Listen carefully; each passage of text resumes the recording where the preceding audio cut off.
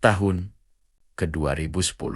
Aku tinggal di sebuah kosan di gang sempit, panas, dan pengap di Depok. Sekarang aku huni dengan beberapa kenalan yang mungkin akan menemani dalam jangka waktu panjang maupun pendek. Selama 2 tahun di Depok, aku menemukan banyak hal, kekasih, sahabat, dan seseorang yang sering menasihatiku saat aku kehilangan arah.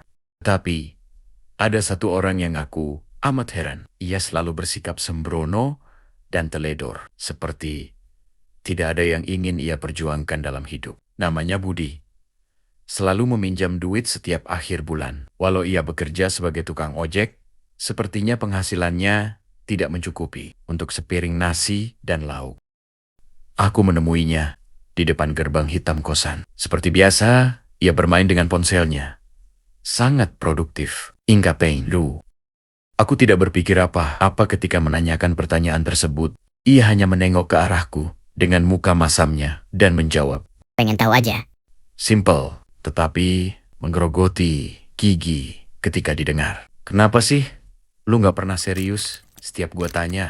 Emang lu mau gua jawab apa? Kayak cewek dengan jengkel. Aku pergi ke kamarku dan mencoba melupakan perkataan Budi yang tidak jelas. Berbaring di atas matras dan melamun. Aku hanya ingin menikmati hari Sabtu di kamar. Namun, tidak lama ada suara ketukan pintu. Aku buka dan minjem sepek dong 100. Padahal baru kemarin dipinjam. Hutang pun belum terlunasi. Kenapa lagi sih? Aku tatap matanya. Ia terlihat sedikit gelisah. Hanu, gua kayaknya terjerat hutang. Halah, baru sadar sekarang lu? Dari mana aja? Bukan hutang gua ke lu. Dari kredit gua. Sudah menumpuk banget. Hah, lu ngapain aja? Budi terlihat bersalah ketika ingin menyampaikan sebuah jawaban. Namun sekian lama menunggu ia menjawab. Judi, aku terdiam. Dadaku terasa sesak. Judi kata itu saja sudah cukup membuatku muak. Tanpa berkata apa-apa, aku menutup pintu kamarku dan menguncinya. Aku tidak ingin bertemu dengannya, menghabiskan libur dan hari kerja sendiri tanpa gangguan. Waktu berlalu. Jumat datang. Aku sedang berjalan dari kampus. Bisa dibilang bahwa minggu ini cukup damai sampai si Budi datang menghampiri. Ia bertanya kalau aku ingin sholat Jumat bersamanya di masjid dekat kampusku. Aku bingung.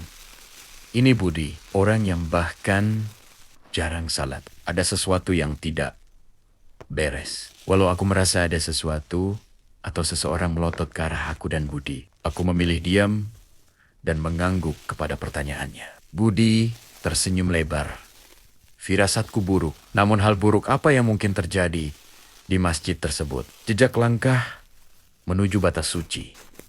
Hawanya damai dan sunyi. Bisa jadi Budi telah tobat. Tanpa lama, aku membuka keran dan berwudu. Entah kenapa aku mendengar gema sebuah senandung. Bukan azan atau solawat. Lantunan yang tidak biasa didengar dalam masjid. Tidak hanya air bekas wudhu yang mengalir, tetapi keringat dingin melapisi. Aku menarik napas perlahan-lahan dengan harapan bahwa semua ini hanya imajinasiku. Aku menghampiri pintu masuk masjid. Aku pegang gagang pintu.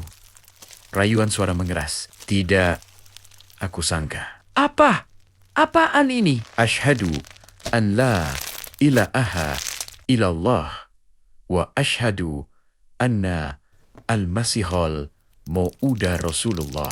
Sorakan para ulama di dalam masjid membuat jantungku berdegup liar. Aku mundur selangkah. Aku tidak merasa nyaman